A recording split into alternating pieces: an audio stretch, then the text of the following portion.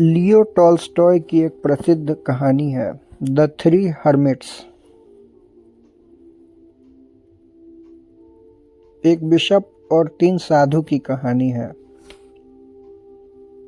किसी दिन एक शहर का बिशप मछुआरों के एक नाव पर सवार होकर कहीं जा रहा था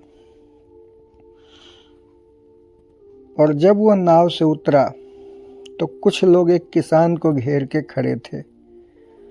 किसान अपनी उंगली से किसी खास दिशा में इशारा कर रहा था। कौतूहलवश वह बिशप भी उसके पास पहुंच गया।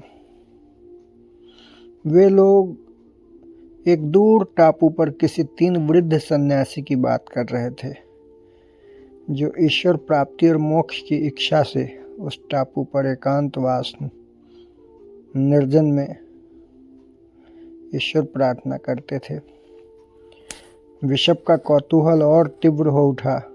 जाने कैसे लोग होंगे, किस तरह से प्रार्थना करते होंगे, प्रार्थना के शब्द क्या होंगे। इस शहर का बिशप होने के नाते मुझे जरूर पता होना चाहिए।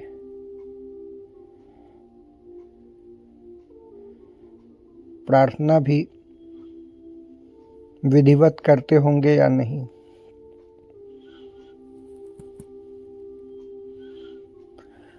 उस बिशप ने नाव के कप्तान से उस टापू पर चलने को कहा, लेकिन कप्तान ने उसकी बात को नहीं माना।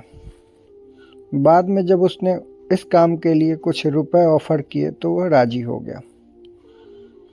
नाव जैसे ही उस छोटे से टापू पर पहुंचा तो वही तीनों वृद्ध साधु उनका स्वागत करने के लिए तैयार दिखा। बिशप ने देखा उन तीनों साधुओं के कपड़े बड़े जीर्ण थे। अति साधारण और मितभाषी लगे वो तीनों। बिशप की उन लोगों ने अपने तरीके से आवभगत की। तुम लोग यहाँ इस टापू पर क्या करते हो? बिशप ने पूछा। उन्होंने कहा कि हम ईश्वर और मोक्ष प्राप्ति के लिए यहाँ प्रार्थनाएं करते हैं। जब बिशप ने पूछा कि कौन सी प्रार्थना करते हो, उन्होंने सकचाते हुए कहा कि हम ना तो पढ़े लिखे हैं और न हमें प्रार्थना करने आती है, लेकिन हम लोगों ने मिलके एक अपने तरीके से कविता की रचना कर ली है, एक प्रार्थना बना ली है। बिशप के आग्रह पे उनमें से एक ने वो प्रार्थना सुनाई। We are 3, thou art 3, have mercy on us। हम 3 हैं, तुम 3 हो, हम पे दया करो। बिशप बड़ी सोच में पड़ गया। कैसी विचित्र प्रार्थना। हम 3 हैं, तुम 3 हो, हम पे दया करो।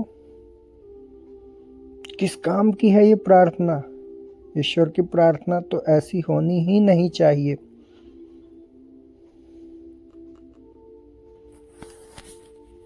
बिशप को यहाँ आकर काफी खुशी मिली। उन्हें लगा कि उनका आना सफल हुआ है। इन तीनों को सही मार्ग दिखलाने का यही समय था। उसका अहंकार उसके सामने आ चुका था। बिशप ने कहा, तुम्हारे इस प्रार्थना से कुछ भी होने वाला नहीं है। न ईश्वर प्राप्ति होगी, न मोक्ष मिलेगा। तीनों बहुत डर गए। विनीत भाव से उन्होंने कहा, आप हमें बताएं, आप हम पे कृपा कीजिए। हम कैसे ईश्वर की प्राप्ति और मोक्ष प्राप्त कर सकते? बिशप ने उन्हें वह प्रार्थना बताई जो आमतौर पर संभ्रांत परिवार के लोग करते हैं। शास्त्र सम्मत, विधि सम्मत, कुछ जटिल शब्द, कुछ लाइनें, लेकिन उन तीनों को वह प्रार्थना इतनी आसानी से याद कहाँ हुआ। लेकिन बिशप भी बिशप था। सुबह से शाम हो गया प्रार्थना को कंठस्थ कराते कराते। आखिरकार उसकी मेहनत रंग लाई।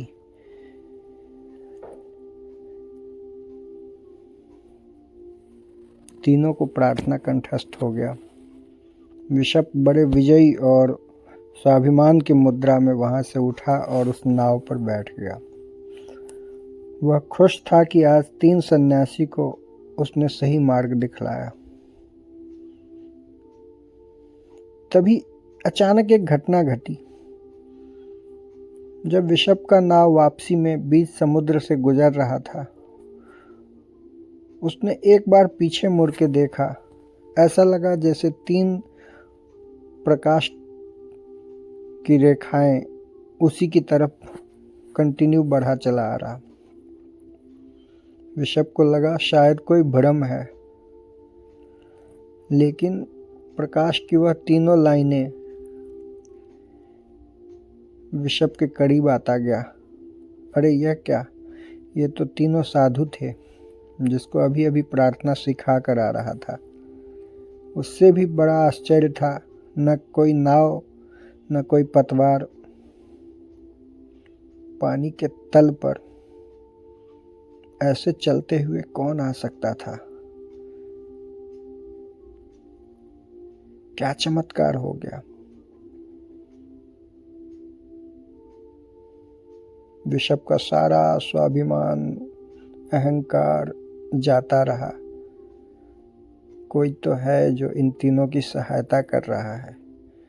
कोई तो है जो इनकी उसी बनाई हुई प्रार्थना को सुन रहा है और जीवन रक्षा के लिए सामने आ गया। नाव रुक गई। तीनों ने बिशप से घबराते हुए कहा, जब तक हम आपकी दी हुई प्रार्थना बोलते रहे तब तक तो सब ठीक था, परंतु आपके आने के बाद हम किसी और काम में लग गए और हमसे बड़ी भूल हो गई। हमने प्रार्थना की कई लाइनें हमसे याद ही नहीं हो पाई। कृपया हमें पुनः प्रार्थना सुनाकर हम पर कृपा कीजिए। बिशप उस चमत्कार को देख के सारी शक्ति बुद्धि खो बैठा। सिर प्रणाम की मुद्रा में झुक गया।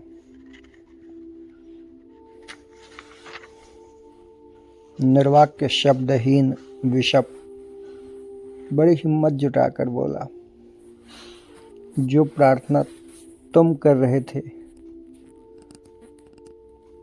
वापस से वही करते रहो। सच्ची प्रार्थना वही है। पुनः उन तीनों साधुओं को प्रणाम किया। तीनों साधु बड़े खुश हुए कि हमारी प्रार्थना को बिशप ने भी स्वीकार कर लिया। प्रकाश की तीनों रेखाएं जब वो वापस जाने लगे तो अचानक से फिर से चमक उठा और अंत में विलीन हो गया। ब्रह्मांड रहस्य है। यहाँ उपस्थित एक एक कण एक एक अणु रहस्य है। किस मार्ग पर चलकर उस तक जाओगे कुछ भी प्रीफिक्स्ड नहीं है। विराट की तलाश उतनी ही पुरानी है जितनी मानव जाति। यह अनवरत जारी है। मजेदार बात यह भी है कि प्रायः हर धर्म या धर्म के अनुयायियों ने अपने मार्ग को दूसरों से अलग, यूनिक, उत्कृष्ट माना है। जैसे ईश्वर का अन्वेषण जारी है, वैसे ही एक धर्म का दूसरे से होड़ लगना भी जारी है। धर्म की संख्या दिनों दिन बढ़ती जा रही है। मानव जाति अपनी संपूर्ण ऊर्जा को अलग अलग दिशाओं में यानी अलग अलग धर्म मार्गों में बांटकर शायद कलेक्टिव एनर्जी को छीन करता जा रहा है। तुम ईश्वर तो खोजते रहोगे, खोजो, पर जरा उसकी संरचनाओं का भी अध्ययन करो। मानव मस्तिष्क सूक्ष्म से सूक्ष्म कण को भी समझ पाया है।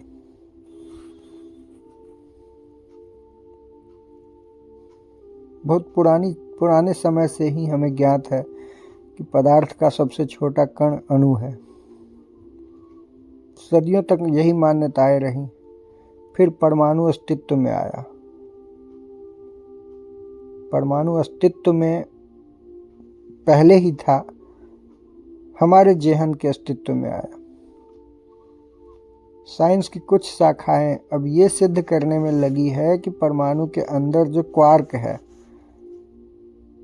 वही सबसे छोटा पार्टिकल है इस यूनिवर्स में। रिसर्च दिन रात हो रहे हैं। शायद सृजन को जानकर सर्जक का कुछ अंदाजा लगाया जा सके।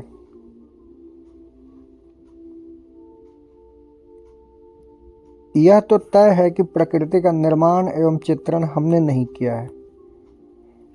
न ही हम में से कोई भी ऐसे किसी शख्स को जानते हैं जो बीजों से अंकुर को निकलने में मदद करता हो।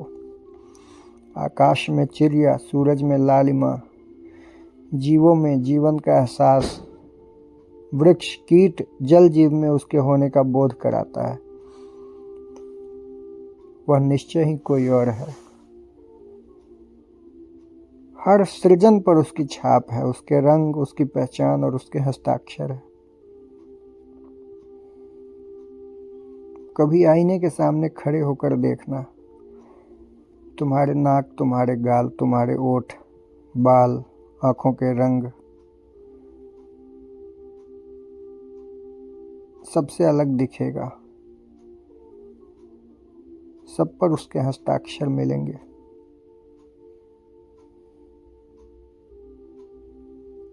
इस हिसाब से उसका अस्तित्व कण कण और पल पल में होना ही चाहिए। भला एक मूर्तिकार अपनी बनाई मूर्ति से विलग कैसे हो सकता है?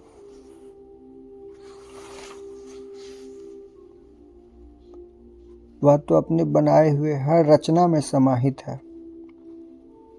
विश्व गुरु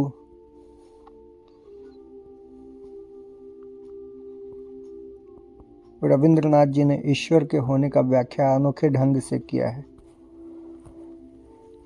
भजन, पूजन, साधना, आराधना सब कुछ पड़ा रहे। अरे देवालय बंद किए क्यों पड़ा है? अंधेरे में छिपकर अपने आप चुपचाप तू किसे पूजता है? आंख खोलकर ध्यान से देख तो सही, देवता घर में नहीं है। देवता तो वहां गए हैं जहां माटी गोर कर खेतीहर खेती करते हैं, पत्थर काट कर राह बना रहे हैं, 12 महीने खट रहे हैं। क्या धूप, क्या वर्षा, हर हालत में सबके साथ है। उनके दोनों हाथों में धूल लगी हुई है। अरे तू भी उन्हीं के समान स्वच्छ कपड़े बदल कर धूल पड़ जा। मुक्ति? मुक्ति कहाँ पाएगा भला? मुक्ति है क्या? स्वयं प्रभु ही तो सृष्टि के बंधन में सबके निकट बंधे हुए हैं। अरे छोड़ो भी यह ध्यान, रहने भी दो फूलों की डलिया। कपड़े फट जाने दो, धूल बालू लगे, कर्म योग में इनसे कंधा मिलाकर पसीना बहने दो। कवि के दृष्टिकोण से संसार के सभी रचनात्मक कामों में प्रभु समाहित है, किंचित मात्र भी हमसे अलग नहीं। वैदिक काल से ही भगवान के स्वरूप एवं उसके पाने के मार्गों में मनुष्यों में बड़ी अनेकता रही है, समरूपता का अभाव रहा है। विभिन्न तौर तरीके एवं स्वरूप का वर्णन अनेकानेक ग्रंथों एवं रीति रिवाजों में प्रचलित रहा है। अभी हम महाभारत को ले लें, उसके वन पर्व का अध्याय 312 एवं 313 में वर्णित यक्ष युधिष्ठिर संवाद काफी प्रचलित एवं तार्किक है। कह पंथा अर्थात मार्ग क्या है, किस मार्ग पर चलना श्रेयस्कर है? यक्ष के इस प्रश्न का जवाब शायद भारतीय इतिहास के दिए गए जितने भी सवालों के जवाब है उनमें एकमात्र उदाहरण है जो बड़े निर्भीकता से दिया गया।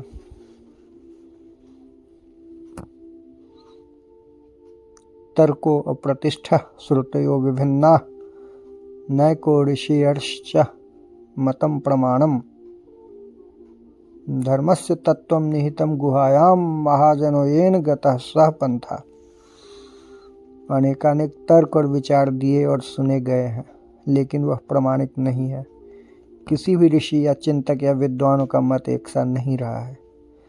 धर्म का तत्व या सार या सच्चाई एक गुफा में निहित है, अर्थात हमें ज्ञात नहीं है। इसलिए जिस रास्ते पर बड़े बड़े धर्म मर्मज्ञ गए हैं उसका अनुसरण करना चाहिए। वही मार्ग है, उसी को मार्ग मानना चाहिए। यहाँ ये भी देखना है कि धर्म मर्मज्ञ एवं महान तत्ववेत्ताओं का मार्ग भी एक सा नहीं रहा है। किसी ने सगुण ब्रह्म की उपासना की तो कईयों ने निर्गुण अर्थात निराकार ब्रह्म को सच माना, पर कहते हैं कि भाव में भगवान है। ऐसे अनेक उदाहरण मिलते हैं कि भक्त जब सच्चे मन प्राण से सच्चे भाव से इस विराट को पुकारता है तो बूंद में समुद्र समाहित हो जाता है। नानक को तो अपने गीतों छंदों में ही परब्रह्म की अनुभूति होने लगी थी। फिर कभी उन्होंने गीतों छंदों का साथ नहीं छोड़ा। नानक किसी भी प्रश्न का उत्तर लयबद्ध तरीके से गीतों काव्यों के माध्यम से ही देते दिखते हैं। जगत में झूठी देखी प्रीत, अपने ही सुख सो सब लागे, क्या दारा क्या मीत। मेरो मेरो सभी कहत है, हित सो बांध्यो चीत। अंतकाल संगी नहीं कोऊ, यह अचरज की रीत। और मन मूरख अजहू नहीं समुझत, सिख दे हाड़ियो नीत। नानक भव जल पार पड़े जो, गावे प्रभु के गीत।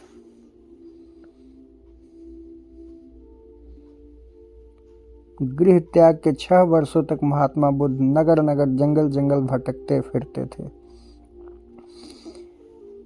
अनेक गुरुओं का साथ किया, अनुशीलन की, फॉलो किया, कठोर तप की, साधना की, पर ज्ञान की प्राप्ति अभी होना बाकी ही था। आखिरी वर्षों में तो केवल तिल चावल खाकर घोर साधना में लीन रहने लगे, और उसके बाद तो निराहार निर्जल, मरणासन्न अवस्था थी। शरीर सूख कर कांटे सा रह गया था। कहते हैं उन्हीं दिनों कुछ स्त्रियां किसी नगर से लौटते हुए वहां से गुजर रही थी जहां सिद्धार्थ तपस्या कर रहे थे।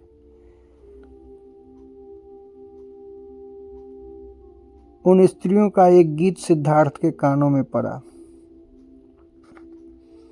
जिसका भाव था, वीणा के तार को ढीला मत छोड़ो, अन्यथा उसमें से सुरीला स्वर नहीं निकलेगा।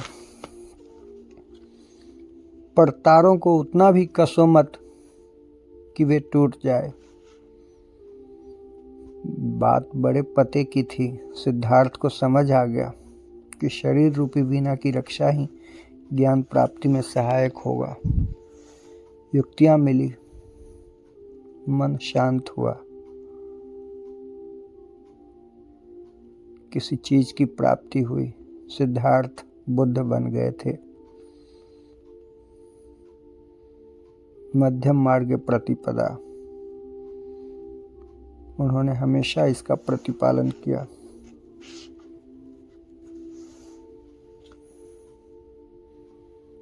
महावीर और उनके जो पूर्वज थे, पूर्व के जैन तीर्थंकर, उन्होंने हमेशा अपने स्वरूप को पहचानने पर जोर दिया और एक जागृत आत्मा को भगवान का वास्तविक स्वरूप बताया।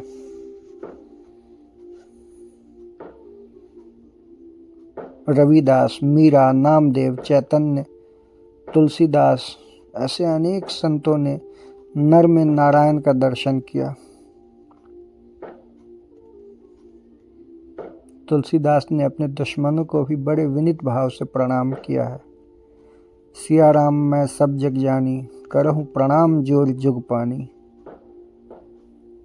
और संत तुकाराम का प्रसिद्ध भजन तो आज भी महाराष्ट्र में घर घर गाए जाते हैं। जे कारंजले गांजले, त्यासी मने जो आपुले, तोची साधु ओलखावा, देव तेथेची जानावा। मृदु सहवाह नवनीते, जैसे सज्जनांचे चित्ते। जासी अपंगिता नाही, त्यासी धैर्य जो हृदयी। दया करने जे पुत्रासी, तेची दासा आणि दासी। तुका माने सांगू कीती, तेची भगवंताच्या मूर्ति। दबे कुचले परित्यज्य परित्यक्त और अंतिम पंक्ति के मानव ऐसे लोगों को जो भी अपनाता है, ऐसे सत्पुरुष को ही भगवान कहा जाना चाहिए। ऐसे लोगों का चित्त मृदु और बच्चों सा स्वच्छ होता है। जिसे कोई अपनाता नहीं है, वे उन्हें अपने हृदय में स्थान देते हैं। अपने पुत्र जैसी करुणा अपने दास दासियों के साथ करने वाला वह साक्षात भगवान का प्रतिमूर्ति है। दया करने जे पुत्रासी, तेची दासा आणि दासी। जीसस का प्रसिद्ध वचन है,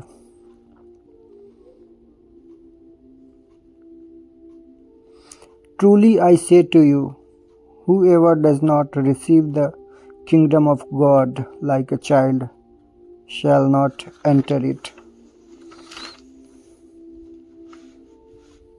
परम विराट परमात्मा की प्राप्ति तभी संभव है जब तुम अध खिले बच्चों सा उदार चरित्र एवं सुहृदय वाला बन जाओ।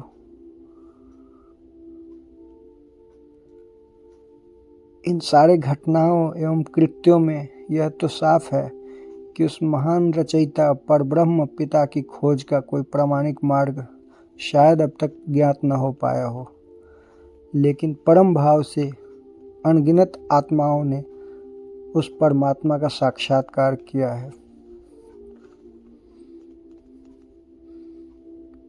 फिर लौटकर दबे पांव आता हूँ, फिर लौटकर दबे पांव आता हूँ। जब जब ढूंढता हूँ बाजार में, वापस घर आता हूँ।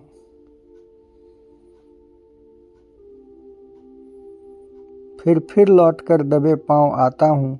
जब जब ढूंढता हूँ बाजार में, वापस घर आता हूँ। घंटियाँ मंदिर की हो या अजान इबादत की, घंटियाँ मंदिर की हो या हो अजान इबादत की। धरूं इंसानियत का ध्यान, चलूं राहे सदाकत की।